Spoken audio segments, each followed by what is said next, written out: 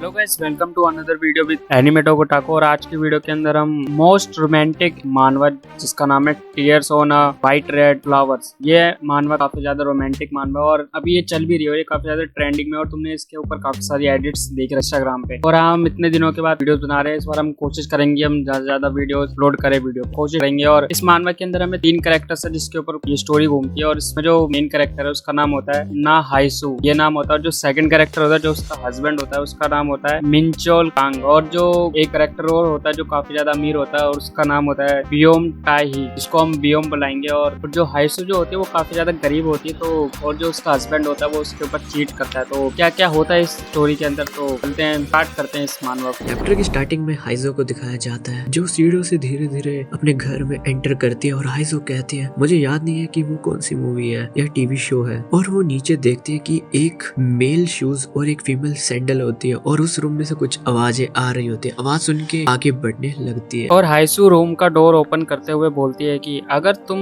एक बार अपने पार्टनर को देख लो किसी और के साथ करते हुए तो। और ये बोलते समय वो काफी ज्यादा देख के शॉक हो जाती है और तभी हाइसू की आंखें खुल जाती है और पता चलता है कि जो हाइसू देख रही होती है ना वो उसका सपना होता है। और उस चीज से काफी ज्यादा घबरा जाती है और क्या वो बस सपना था, ऐसा हाइसू बोल रही होती है। और वो इंसिडेंट जहाँ मैं अपने हस्बैंड को किसी और वुमन के साथ सोते हुए देती हूँ, मैं कब सो गई थी। और हाइसू अपना फोन देखती है और कहती है कि मेरा ब्रेक ओवर हो गया है और वर्क पे जाने का टाइम हो चुका है। हाइसू रेस्ट रूम से बाहर जाती है और तो उस शॉप का ओनर कहता है, तो तुम इधर हो हाइजो, क्या मैं तुमसे 1 मिनट बात कर सकता हूँ। शॉप के ओनर उसे एक एनवेलप देता है और कहता है, तुम कह रही थी कि इस मंथ की सैलरी एडवांस में चाहिए, ये लो 1.5 मिलियन वो है। मुझे ये पैसा जमा करने में मुश्किल हुई। उन्होंने कहा था कि मैं इसे तुम्हारे अकाउंट में ट्रांसफर नहीं कर सकता हूँ, बट मुझे लगा कि मुझे ये तुम्हें देना चाहिए क्योंकि तुम हमारे लिए इतनी मेहनत करती हो। इस समय तुम हमारी फैमिली मेंबर की तरह ही हो। तुम्हें पता है। ये सब सुन के हाइसो थैंक यू बोलती है ओनर को। ओनर कहता है, वैसे क्यों तुम अभी भी उस कर्जे को चुकाने की कोशिश कर रही हो। हाइसू कहती है आजकल इंटरेस्ट काफी ज्यादा बढ़ गया है। जहाँ पे वो फ्लावर शॉप पे काम करती है उसका मैनेजर होता है वो ये कहता है कि तुम्हारे हस्बैंड का क्या हुआ, क्या तुमने नहीं कहा था कि उसे अभी अभी न्यू जॉब मिली है। तो हाइसू कहती है अभी वो न्यू जॉब में है इसीलिए उसे अभी ज्यादा सैलरी नहीं मिल रही, बट ये ठीक है, हम दोनों काफी हार्ड वर्क कर रहे हैं ताकि चीजें हमारे लिए इजी हो सके। और फिर हाइसू चली जाती है और उसका जो बॉस होता है वो ये कह रहा होता है कि ये अच्छा है कि अब वर्क पे जाने का टाइम हो चुका है और बंद करने का भी टाइम हो गया है। दिखाया जाता है हाइसू काउंटर पे होती है और वो एक कस्टमर का बिलिंग कर रही हो, तभी कोई बोलता है 2 ऑर्डर्स और हैं वर्क वैली के। और हाइसू कस्टमर को उनका ऑर्डर उन्हें देती है और वो कस्टमर बात कर रहे होते हैं की बातें सुन के हाइसू मन में सोच रही होती है, लोग जब प्यार में होते हैं तो वो काफी ब्यूटीफुल होते हैं और चाहे वो रोमांस हो या बेकार रोमांस हो ये मैटर नहीं करता है। यार ही स्टार की तरह शाइन करने के लिए काफी है। मुझे लगता है उनकी ब्यूटी उनके यंग होने से आती है। जब तुम यंग हो तब तुम्हें अभी भी हिम्मत होती है प्यार करने की। तो मैं क्या हूँ और अपने प्राइम को पीछे छोड़ दिया है, क्या कोई भी मेरी ब्यूटीफुल लाइफ को ढूंढ पाएगा। फिर एक गर्ल हाइजो को कह रही होती है, मुझे समझ नहीं आता कि वो लोग तुम्हें अजूबा क्यों बुलाते हैं। आजकल कोई भी तुम्हारी एज किसी भी पर्सन को अजूबा कहकर नहीं बुलाया जाता। अनोइंग है। ये सुन के हाइजो कहती है, तुम्हें पता है मैं एक मैरिड वुमेन हूँ। वो गर्ल कहती है, कभी भी गुस्सा आ जाता है। तुम्हें पता है मैं किसी भी वुमेन को भी जानती हूँ जो 30 में भी इतनी प्रिटी हो। तुम हमेशा एक ही आउटफिट पहनती हो और कोई मेकअप भी नहीं करती हो, फिर भी तुम एक 10 आउट ऑफ 10 हो। हाइजो कहती है, तुम मेरी कितनी भी चापलूसी कर लो मैं मुझसे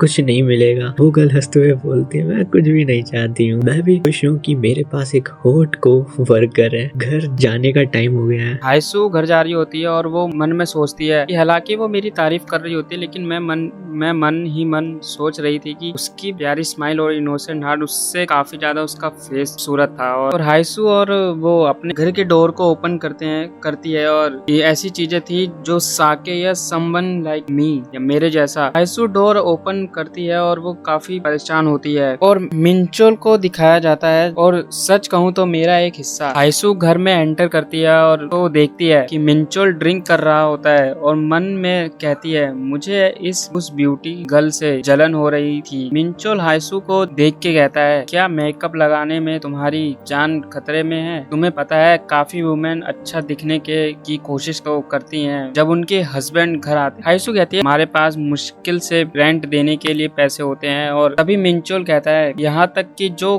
गर्ल मंथ में 1.8 मिलियन कमाती हैं, वो भी मेकअप के साथ ऑफिस आती हैं। मिंचुल कहता है कि अब तुम बहाने बनाना बंद करो और तुम बस लेजी हो और तुम्हें इस चीज का पता है। आइजो मन में सोचती है क्या हो अगर इसे पता चले कि आजकल का मेकअप भी काफी महंगे हो गए हैं, ये काफी फनी है, वो मुझ पर 1000 भी खर्च नहीं करेगा। तभी मिंजोल कहता है जब तुम इस तरह का फेस बनाकर चलती हो तो तुम मुझे बुरा बनाती हो, क्या प्यार भी खत्म हो जाता है? हमारा रिलेशनशिप इस बेसमेंट की तरह जैसा है। रोमांस और एक्साइटमेंट, मुझे याद है कि एक समय ये सब हमारे बीच में था, पर ये हमारे प्यार से भी ज्यादा फीका पड़ गया। क्या मैं समय के साथ मुरझा गई हूँ या फिर ये सब कम बिताए गए लंबे दिन और रात का नतीजा है? अपने खाली होते बैंक को किसी भी तरह भरने की कोशिश कर रही हूँ। जोल कहता है मेरा खाना खाने का भी मन नहीं कर रहा है, क्या मेरी ब्यूटी गायब हो गई है? तुम्हारी वजह से ये तुम्हें प्यार करने का फैसला लेने के लिए सिर्फ मैं ही रिस्पॉन्सिबल हूँ। उस लड़की को दिखाया जाता है और वो बोल रही होती है कि वीकेंड के दिनों में आफ्टरनून में बारबेक्यू है, वीकेंड्स के होटल के फ्रंट डेस्क और मॉर्निंग के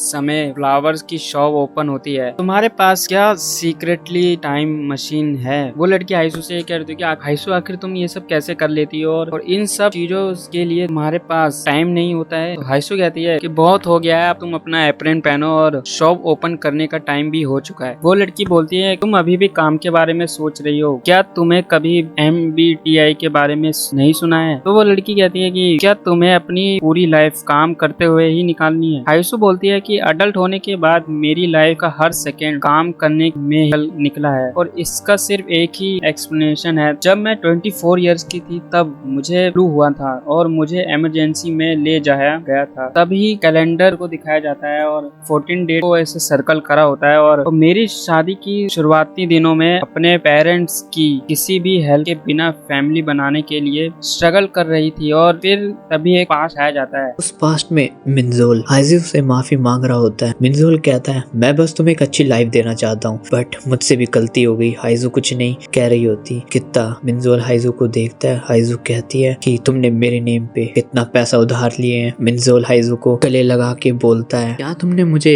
माफ कर दिया है? और ये पास्ट खत्म होता है और हाइजू मन में सोचती है मैं काश दुखी नहीं होती या परेशान नहीं होती। जब मुझे भारी कर्ज का पार्ट संभालना पड़ा मुझे बस खालीपन फील महसूस होता है और मैं सोचती हूँ अगर मैं ज्यादा काम करूंगी तो मैं कर्ज चुका दूंगी। लेकिन कभी कभी अचानक से इंटेंस इमोशनल होता है जिसमें मुझे रोने का मन करता है। उसके कर्जे का बोझ हम पर बना था। सबसे पहले उसका प्यार ही गायब हो गया और फिर उस शॉप का डोर ओपन होता है और उस शॉप में एक बंदा आता है हाइजू के साथ काम करने वाली। कहती है कि वही रोज गाय है। हाइजू समझ नहीं पाती। गल कहते हैं ये बस काफी खोट गाय है, हर दिन रोज खरीदने आता है। सारे वर्कर उसे ही देखते रहते हैं और सोचते हैं कि वो हमारा ऑर्डर ले, कि किसी को भी उसका नाम नहीं पता। तुम्हें दिक्कत नहीं होगी अगर मैं उसका ऑर्डर लूं? हाइजू देख के कहती है यंग होना काफी अच्छा है। और वो गर्ल उस बंदे का ऑर्डर लेती है और वो कहती है कि आप कौन से फ्लावर खरीदना चाहते हो और वो बंदा अपने मास्क को हटाता है और वो लड़की काफी ज्यादा ब्लश करने लग जाती है बियोम के फेस को देख और वो बंदा हाइसू को देख रहा होता है और हाइसू अपना काम कर रही होती है और वो हाइसू को